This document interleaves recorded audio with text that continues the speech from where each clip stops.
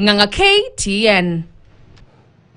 Meanwhile, former Prime Minister Raila Odinga has defended his cooperation with President William Ruto, dismissing claims that he has abandoned Kenyans. Raila Odinga says that it was the head of state who reached out to him for assistance in stabilizing the country. Odinga, who has in the recent days sent out mixed signals on his stand, says the controversial Social Health Authority is not working, noting that there is need for government to address the matter. KTN senior political affairs reporter Daniel Kariuki has more. Former Prime Minister Raila Odinga could be blowing hot and cold if his statements Tuesday is anything to go by.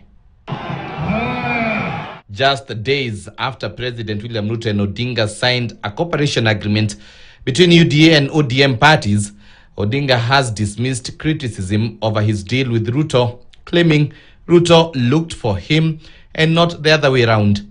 Watu wengi wanapiga kelele hapa na pale, oh, Raila ameenda kwa Ruto, ametuacha.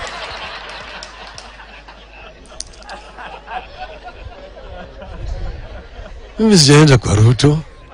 Ruto amekuja kwangu.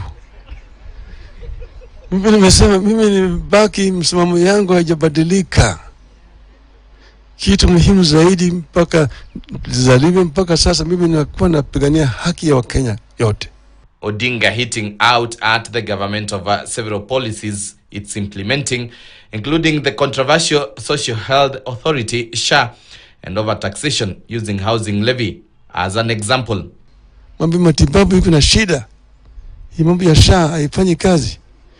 Mpaka irekebishwe, si ndio irekebishwe? Sivyo?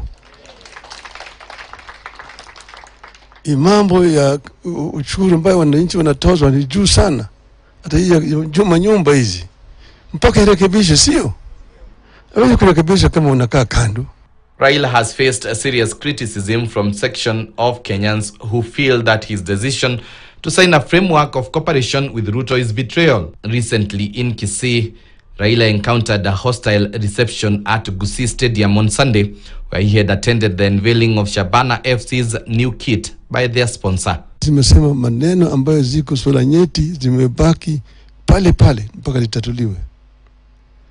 Lakini haviwezi kutatuliwa kama watu hawajakuja pamoja kuongea.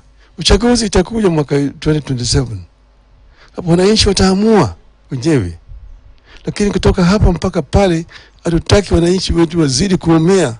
Daniel Kariuki, KTN.